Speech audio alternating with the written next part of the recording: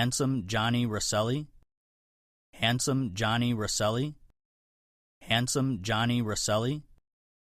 Do we have the correct pronunciation of your name? Hello again, everybody. This is Robert P. Fitton. Here, awaiting the blizzard as winds pick up and we wait to get dumped with snow along the East Coast.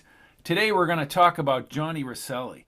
Johnny Roselli appears in two of my books, 1961 and 1963. Today we're going to play in the midst of a couple of biographies about Johnny Roselli, some snippets from 1961. Now, what I've done with this character, especially in 1963, is given him a charm and ambiance about him, and he also was a man in charge, which I'm certain that he was in life. I think the fact of Johnny Roselli's career with the Mafia and extending to Hollywood and some of the deals that he made really indicates his persuasive nature and his charm. And that's what I try to establish in the book. Give him that charm, give him the persuasive nature, but there's another component, and that is Johnny Roselli would always do whatever it took for Uncle Sam. In 1961, you can hear Johnny Roselli convincing Patch to go into Cuba at the time of the Bay of Pigs, to go after Patch's nemesis and the man who may have been targeting the Mafia, Carlos Sanchez. First, I want to begin with a Larry Hancock presentation on the life of John Roselli, because it gives a really, really good, concise background. You don't see a lot of that on the internet or except in books like American Mafioso, an entire biography of John Roselli. Now, Larry's books are available at his website. Now let's go to Larry Hancock, who will be speaking about the man we're highlighting in this podcast, Handsome Johnny Roselli. Now, I'm sure many of you are familiar with John Roselli. Sometimes the information on Roselli is accurate, sometimes it's not, so I'm going to take a few minutes and discuss enough background to Roselli so that we can really appreciate why he was a credible source for such a story. Roselli was an illegal immigrant. He had originally come into the United States through New York City and started out basically as your average street hood in New York City, an enforcer on the street, and moved on to Chicago to do the same sort of street strong-armed activities there under Capone. But eventually he had health problems which led him to move west to a much healthier climate, and he entered the LA environment again as a street enforcer, primarily in LA in the gambling rackets. LA has always been a major street activity in terms of large dollar gambling, and was at the time, in many instances, in gambling boats right offshore. Roselli established himself in that and actually got involved with the National Organized Crime Syndicate in 1928 when he accepted an assignment from them to set up a gambling wire in Los Angeles. Roselli did well in Los Angeles. He was trusted. He did a lot of minor tasks for the Eastern Syndicate in particular, and eventually he became a point man for some high-dollar investments and served as point for the Meyer Lansky network for investing in the film industry in Hollywood. For example, he brokered one deal which brought in $500,000 into Columbia Pictures. So throughout the 1930s, he had really moved up the level and become a major film industry contact, if you will, for organized crime, and particularly the Eastern Syndicate. In the 1940s, he went on and began organizing investments in gambling in other areas, first in Reno, Nevada, and later in Las Vegas. Became really known for a person that could be trusted for bringing large amounts of money in and covertly putting them into gambling businesses. All right, we'll go to the next slide. By the 1950s, Roselli had become a major player in investment in gambling. He worked, again, for many people, but a lot of them Lansky associates, and involved themselves in organizing investments in the Sands, the Fremont, and other casinos, and really built himself up a good ongoing source of money from those deals. Didn't have to do a lot of work. The 1950s was Roselli's decade, and so much so that he became essentially the syndicate person on the West Coast for not only the film industry, but for doing deals in Las Vegas as organized crime really began to move heavily into casino operations. And that earned him a place on the FBI's top put-em list by 1957. Because of his services and because he was quite trustworthy, when Meyer Lansky took an assignment from Batista to clean up the casinos in Havana, Lansky called in Roselli as his point guy to go into the casinos as a manager and report on who was running an honest business, well, relatively honest business, and who wasn't. And Roselli really gained a major reputation as a player in the Havana casino business. But primarily, that was an assignment for Lansky, and personally, he remained active in Las Vegas, continuing deals and moving to entertainment deals. The casinos were pretty well established by that point in time, so he became very active in facilitating entertainment coming out of Hollywood to service the hotel performance industry in Las Vegas. So that begins to give you a bit of an idea who John Roselli, whose business card referred to himself as a strategist, and certainly was not your average street criminal. It gives you a good idea as to who Roselli really was, which becomes very important when you look at why he became a credible source in regard to possible conspiracies involving Cuba. The interesting thing is that we often focus on the CIA as being the driving force behind Castro assassination projects, but actually the first known, recorded, pretty well organized attempt to kill Fidel Castro was in 1959 in New York City during Castro's trip to the UN, and that attempt, although it was thwarted, was found to be coordinated out of Las Vegas by people connected to Meyer Lansky, and it is possible that Roselli was involved in some fashion, certainly may have been connected to it or aware of it. The interesting thing in that regard is that ultimately in the fall of 1960, when the CIA reached out to touch someone to help them work on a Castro assassination project, they ended up being introduced to John Roselli. Roselli, by that point in time, may have already had a reputation for such things. He certainly had a reputation in Cuba. It's interesting, when the CIA contact, Robert Mayhew, was asked how he was led to pick John Roselli, Mayhew said, well, he had been to Las Vegas, and he just knew that Roselli was the kind of guy that Mayhew. At that point in time, Roselli was known to Mayhew and known to several people in Washington because he had some extremely influential contacts with Washington, D.C. lawyers and lobbyists, and Mayhew had met him at parties in Washington, D.C. Roselli was extremely close to Fred Black, who was a serious lobbyist and a business associate of Bobby Baker and actually a neighbor of Lyndon Johnson. So Roselli was more than most people might expect. In any event, as this CIA push gelled, Roselli was asked to make introductions to individuals who knew people, who read people who could operate in Havana and were willing to take on a Castro assassination activity. Roselli himself accepted and got involved in it. The interesting thing about that, however, is it became clear afterwards that Roselli did this at his own initiative. It was not something that was sanctioned by the National Crime Syndicate.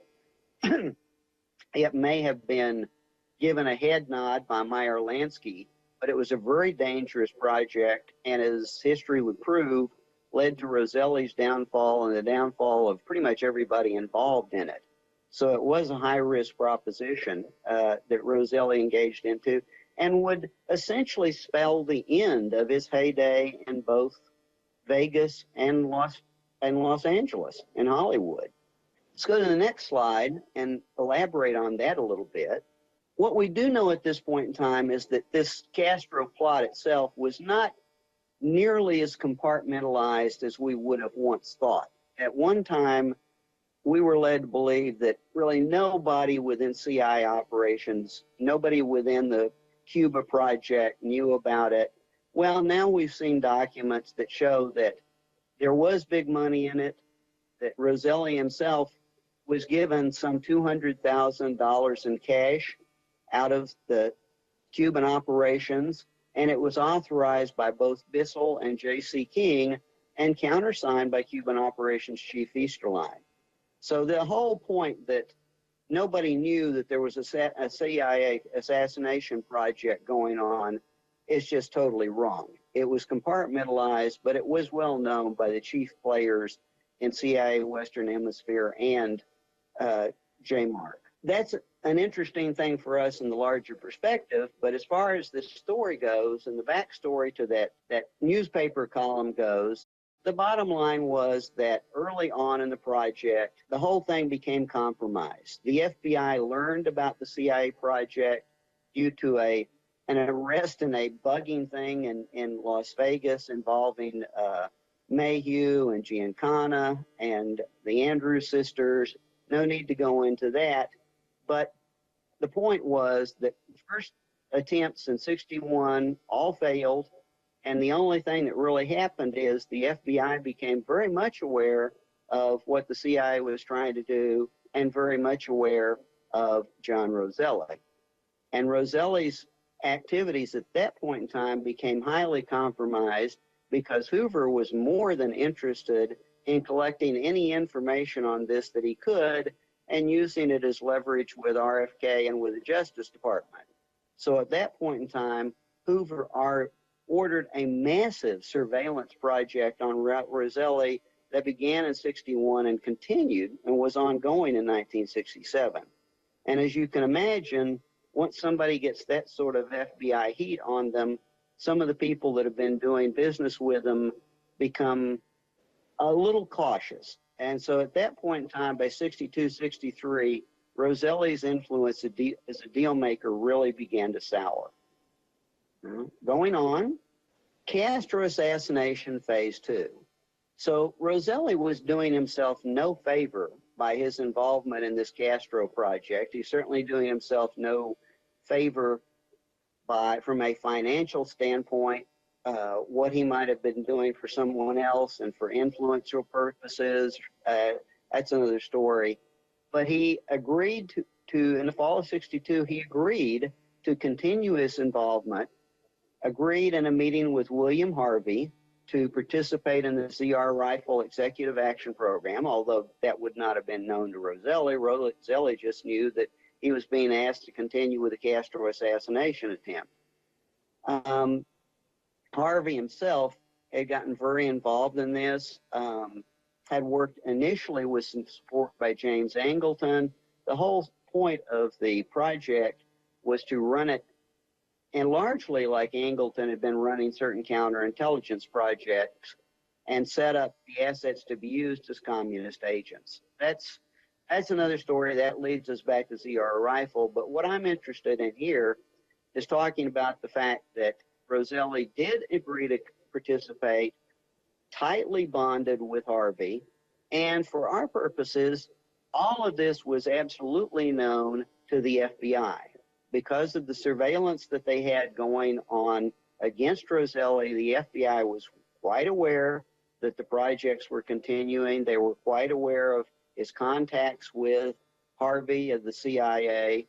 And again, if you were sitting there in the FBI, this is a very serious ongoing story. You know that Roselli has syndicate connections, but you know he also has some very important ongoing CIA connections and is the guy that would know anything about a Castro assassination project that was going on at the same time. So this this is just a little background to establish the point of who Roselli really was and why he would have essentially instant credibility with any story that he would choose to generate.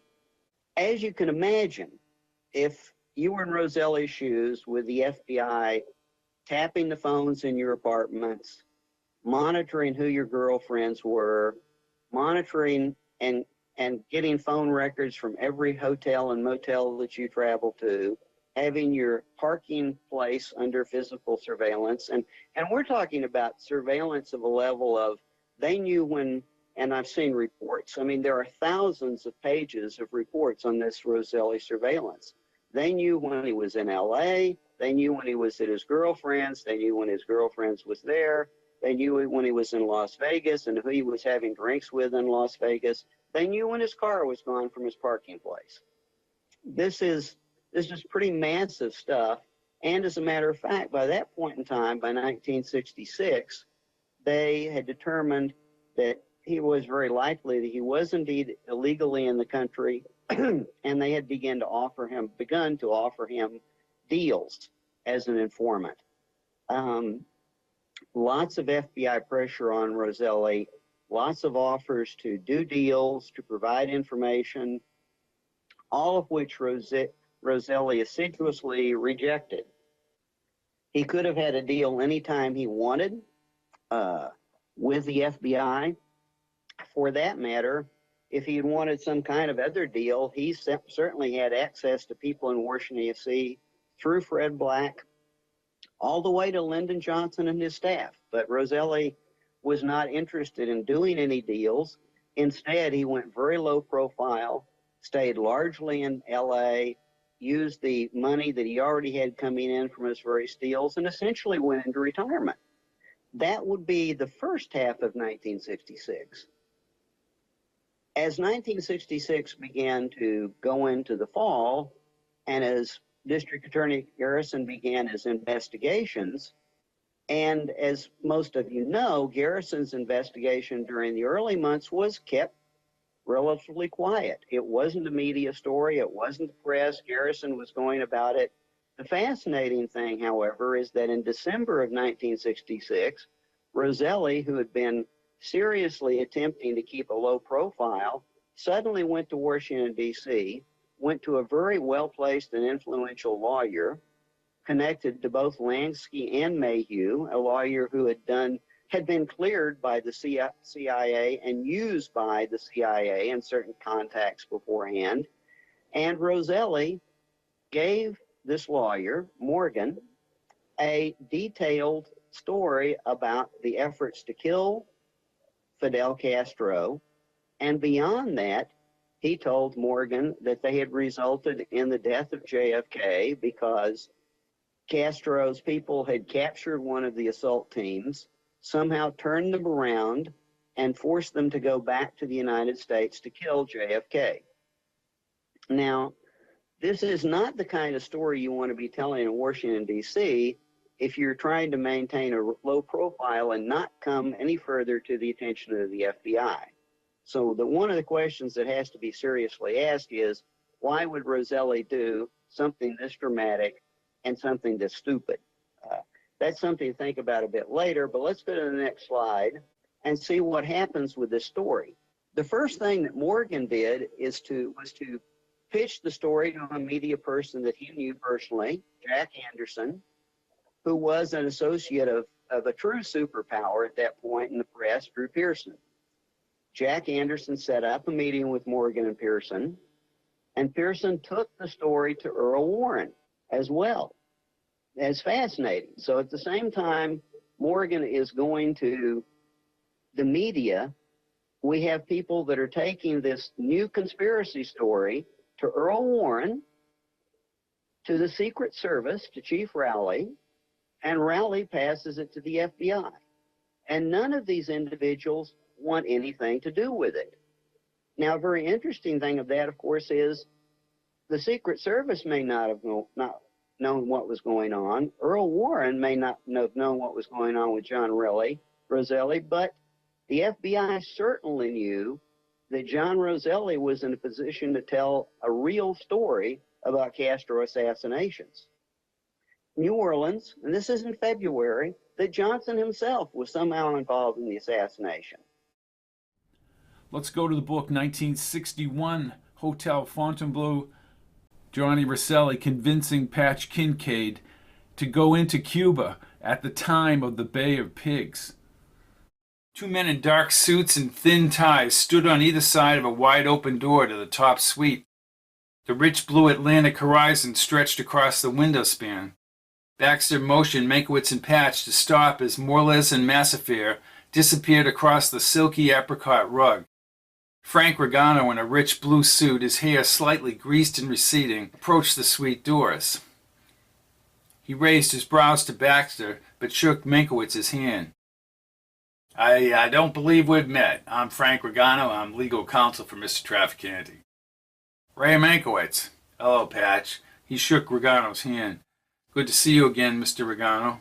Mankiewicz's eyes opened as Regano faced Patch. We need your cooperation this morning here, Patch. I'll do the best I can. Okay. A sweet, potpourri-scented room opened to a wider drawing room with a white brick fireplace. Three men stood like tripods with drinks near the slider. They sipped dark wine from huge snifters. Our guests have arrived. The man in the turtleneck moved with his drink across the rug. He had smooth silver hair and a crooked grin as he approached. This is Johnny Roselli, said Regano. Gentlemen, we have been expecting you. Please come with me. Mr. Roselli? The ever-slick Roselli shook his hand with a unique smoothness. That same odd rising smile made Patch uncomfortable. He brought Patch ahead of Mankiewicz.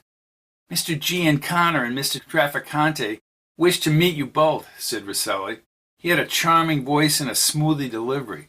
Regano opened a black briefcase on a mahogany table as Roselli motioned Mankiewicz and Patch toward the other two men. The little man with the pink silk tie looked as if he were the improved, well-groomed version of Jack LaRue. You made it, Captain Kincaid. I swear if I told Jack LaRue to go get Santa Claus, he'd have him back here before Christmas. I'm Santo Trafficante. Patch squeezed the little hand and panned the spacious drawing room out to the ocean far below. Mankiewicz stood with Regano back at the table. Patch Kincaid. This is Sam Giancana. Patch, I want to personally thank you for meeting with us today. May I get you some wine?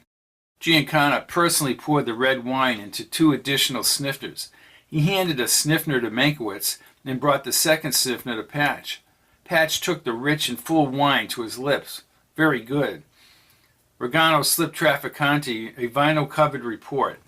Trafficante put on his black-rimmed glasses and opened the cover. We've got all the information inside on you, Patch, from the Central Intelligence Agencies and your confinement at the exile base. And the information about Carlos Sanchez came out after they drugged you. He looked over at Giancana. We now know that he is indeed playing both sides. We all, of course, are very grateful to you for telling us about Sanchez trying to kill one or all of us, said Giancana. We want him dead, regardless of what he's been up to. He's one very clever son of a bitch, said Trafficante. He murdered a high-level security officer in Cuba in the mid-50s. Well, he deserves death, said Patch. I like you already, Patch. Roselli, laced with a heavy cologne, put his arm around Patch. Patch rubbed his nose, afraid he would sneeze. Something wrong? Everything is just fine, Mr. Roselli. Good. We have lost a rather substantial investment, Patch. Our financial holdings on the island of Cuba were vast. Vast, Patch. When Castro came to power, he took it all away. There was no compensation, you see. Nothing, said Trafficante from behind. Not a dime. I spent time in Castro's Trescacorna detention center. I'm never going to forgive the bastard. We will not take our chances with Sanchez.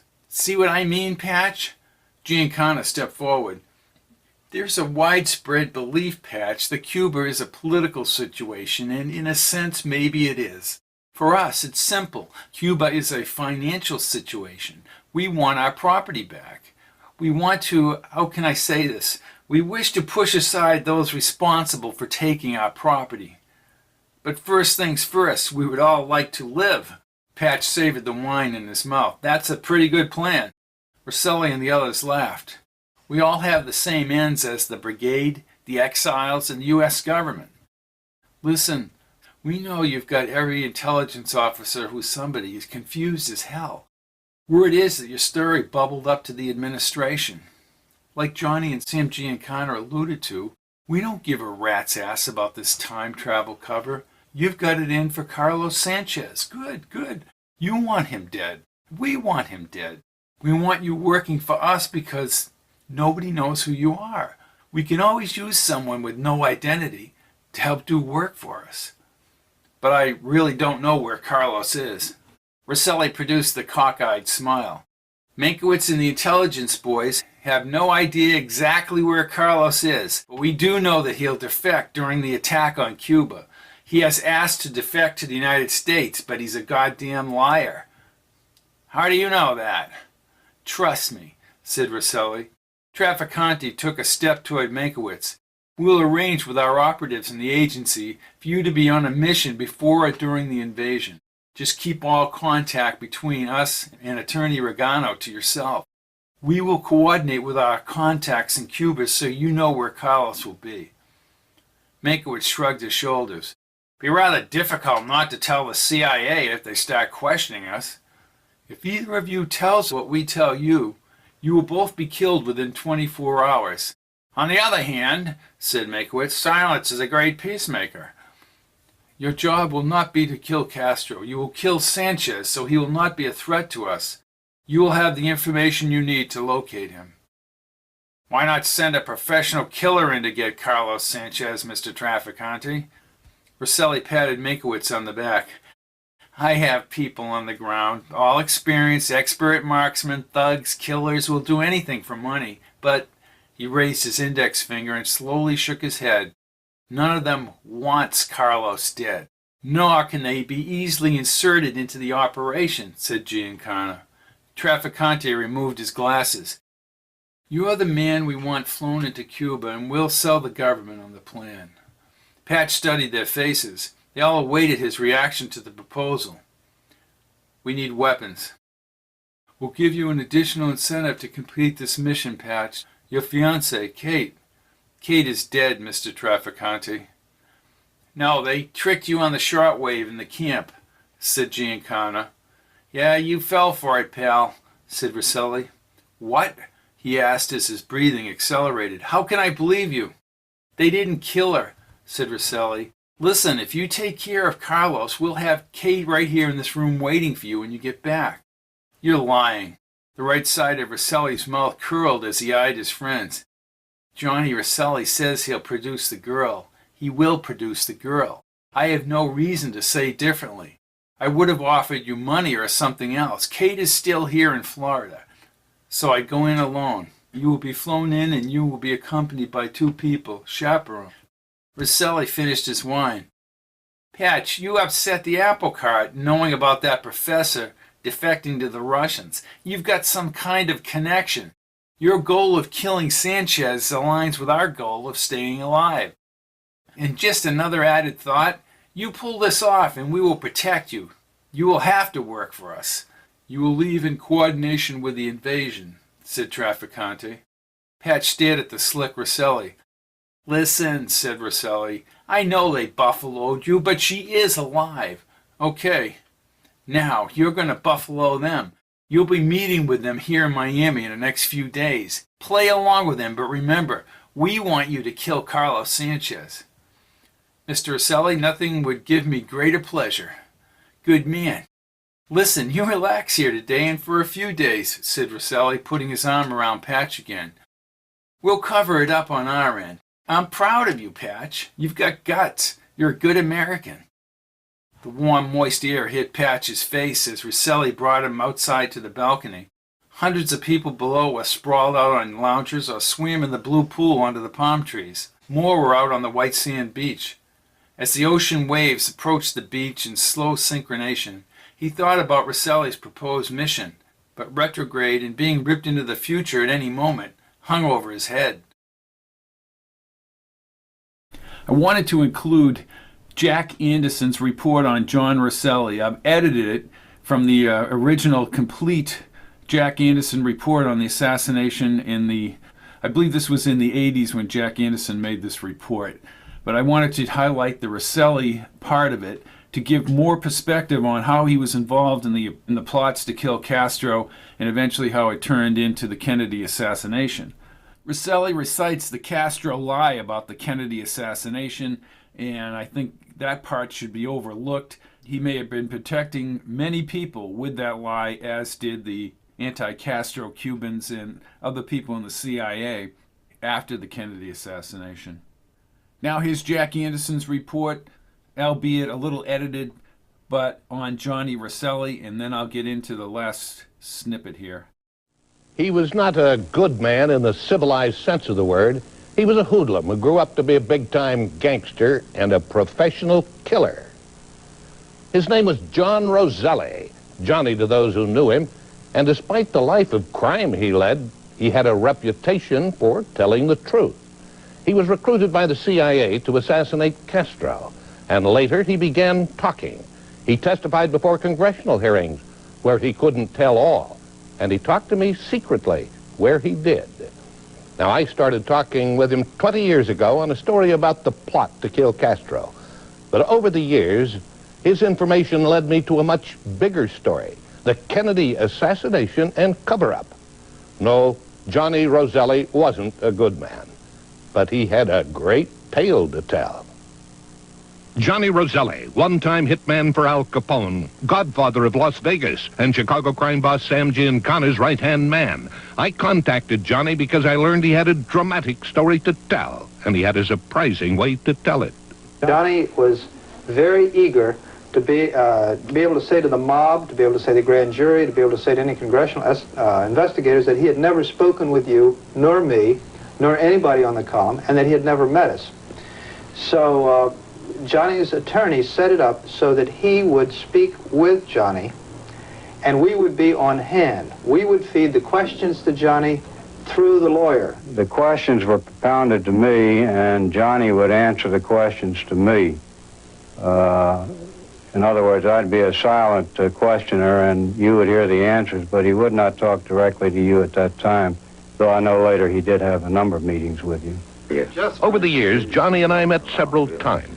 At first, he was guarded, but in time, I gained his trust, and he began to tell me an incredible story. Just supposing the government wanted to remove a head of state or some big wheel somewhere. You can't pick up a phone and do that, you know. The CIA didn't contact me exactly. They contacted a guy I knew in Las Vegas named Bob Mayhew. Bob Mayhew, a former FBI agent, was in charge of Howard Hughes' Las Vegas interests. It was Mayhew who put the CIA in touch with Johnny Roselli.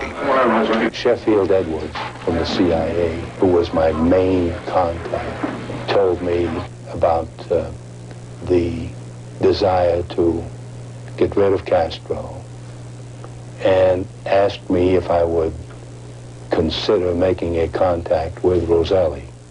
My friend figured this was a good deal.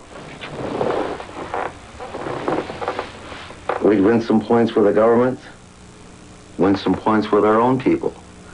I threw my part in gratis. Hell, we were working for Uncle Sam. What the hell?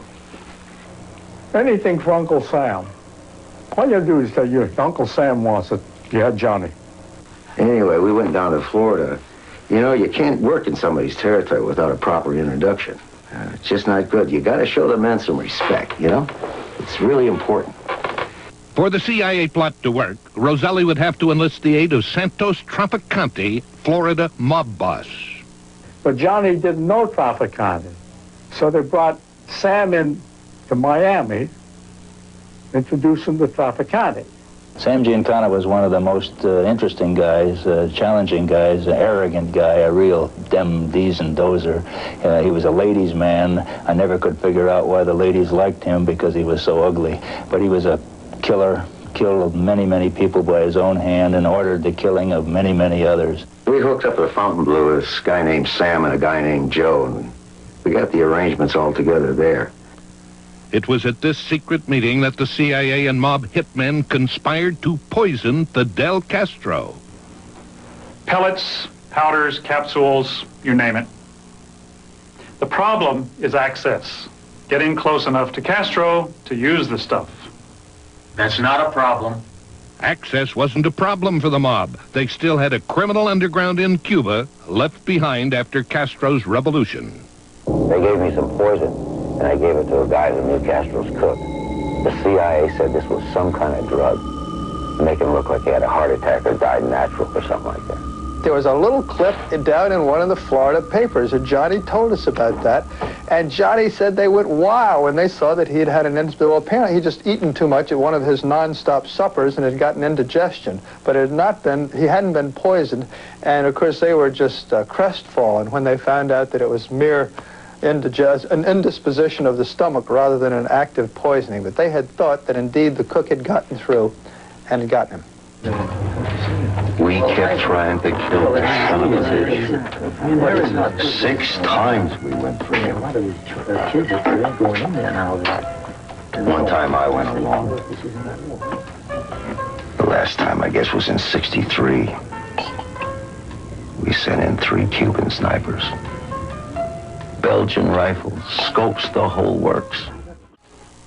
Roselli's startling revelation led me on a 20-year investigation of the crime of the century. When Castro took control of Cuba, he seized all the American casinos and all their assets. Once he closed the casinos, he closed up really the main source of funding for Cuba. The bright lights of Havana's casinos dimmed for good, and the mob fled to safer shores, like the Gold Coast of Florida and the neon strips of Las Vegas. The conspiracy to kill Kennedy found a powerful ally, and it was not foreign, but internal. This internal menace was merciless. It had a reputation for cutting down anyone who got in its way. But never before had it contemplated a hit on a president. But then, no other president had personally gone after it the way Kennedy had. Enter the mob. Mafia killer and undisputed lord of the underworld in Dallas and New Orleans. Being stupid as I am sometimes, I started needling about the Kennedys. Geez, wasn't it too bad that Bobby Kennedy had you picked up and deported to Guatemala? Just to see what he'd say, you know. And then he said, don't worry, we're taking care of that. And I said, what do you mean take care of it? He says, you know, you kill the head, the tail drops off. You're going to kill Bobby Kennedy for what it is? He said, no, you kill the president, Bobby gets taken care of. In 1979, during a televised session before the House Select Committee on Assassinations, the most direct mafia threat against the president was exposed by eyewitness Jose Aleman. Mr. Aleman and Mr. Trafficante met at least once, perhaps on several occasions, prior to November 1963. Did you ultimately go to one or more meetings with Trafficante? Yes, I did. Had various meetings with Santos Trafficante. I'm sorry, Jose. Alpha can't get you the loan. He's having problems with the Kennedy brothers again. So he suggested he could help you by securing a Teamsters loan for a condominium project you were interested in. Correct. Alpha could not secure the loan so far because he had a lot of troubles with the brothers Kennedy. He was very much upset very much upset about what Kennedy had been doing to Hoffa, and he felt sympathetic towards Hoffa, described him as a man of, very much of the workers. And very much. What did the conversation lead to next? Well, at one point he said, you see, this man, he's not going to be reelected. He's been a man that has been giving everybody a lot of troubles, and he's not going to be reelected. You're crazy. He's got all the Democrats behind him. He's a sure thing. No, Jose. He's gonna be hit. Well, he said, Jose, he's not going to be reelected. You don't understand me. He's going to be hit. Johnny Roselli, the self-styled strategist, had revealed a web of intrigue that made headlines about the mafia, the CIA, Castro, and JFK's assassination.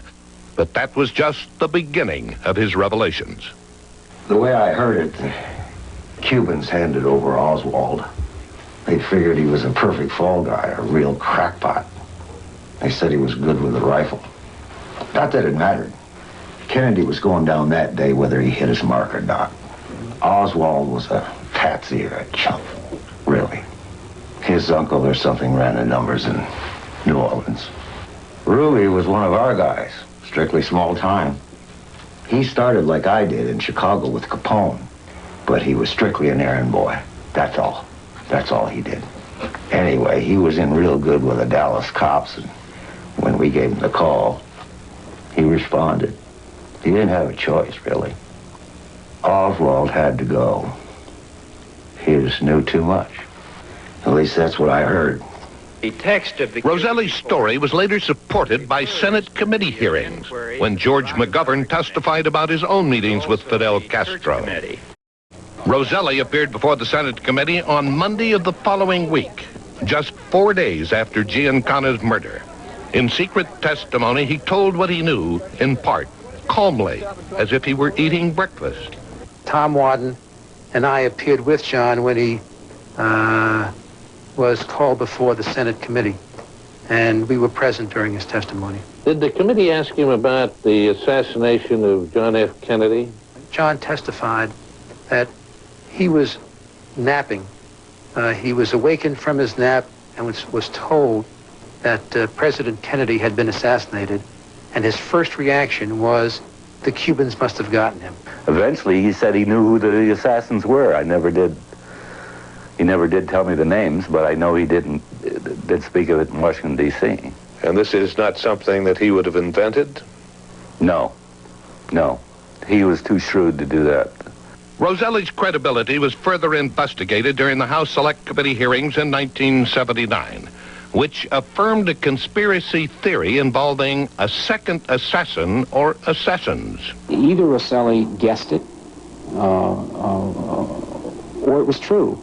And for Roselli to say that he knew that Cubans connected to Trafficante had done it, and that the fatal shot was from up front, was contrary to the official story, but is wholly consistent with what an insider having access, for example, to what the shooter behind behind the fence would have said, that there was a ring of truth.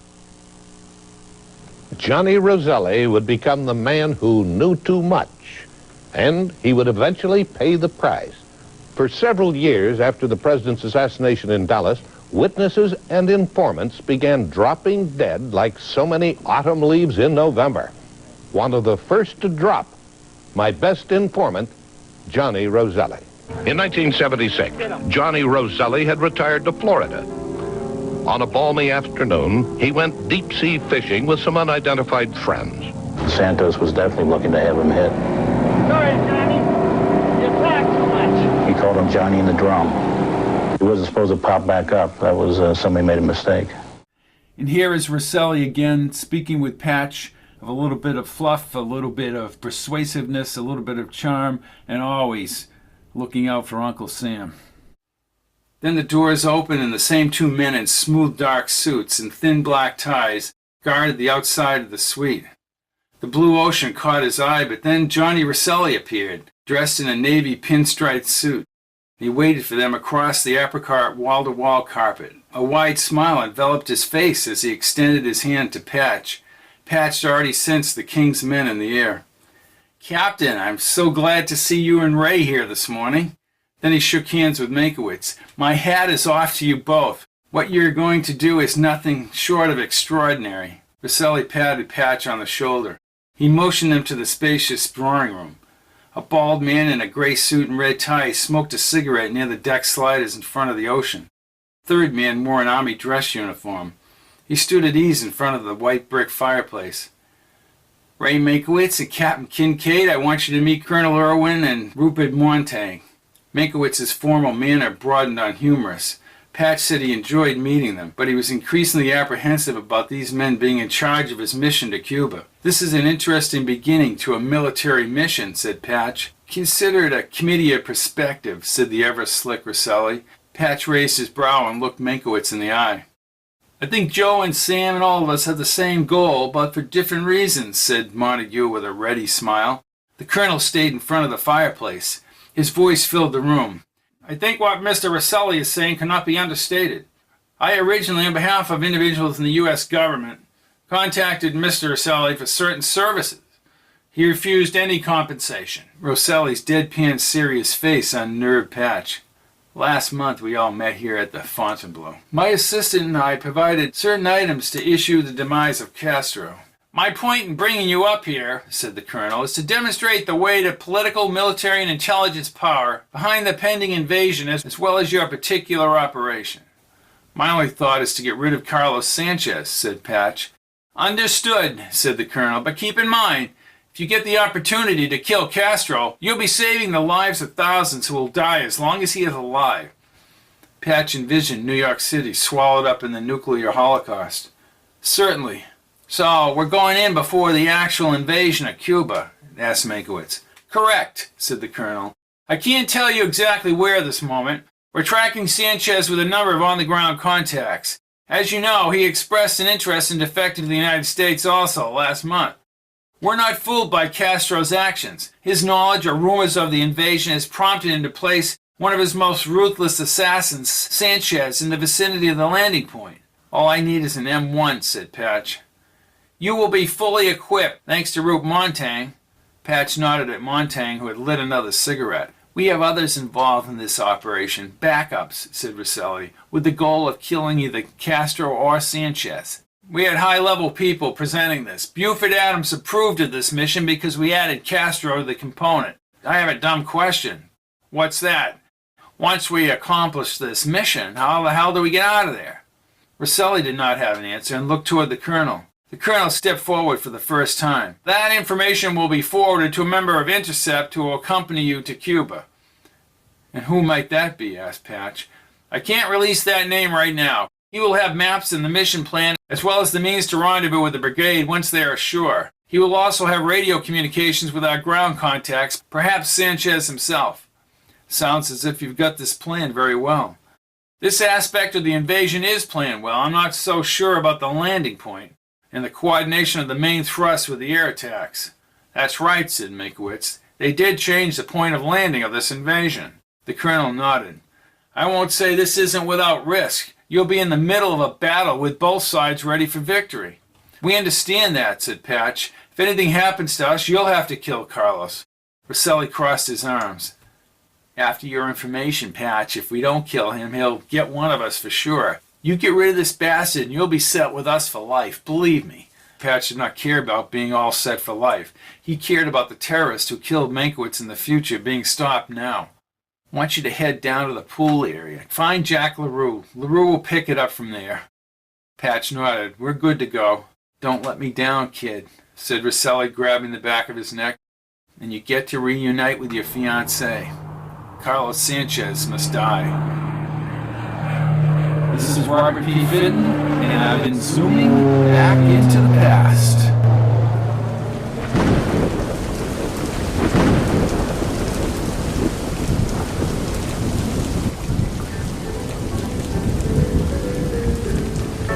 Check out Fitton's Time Travel and all Fitton books at audible.com.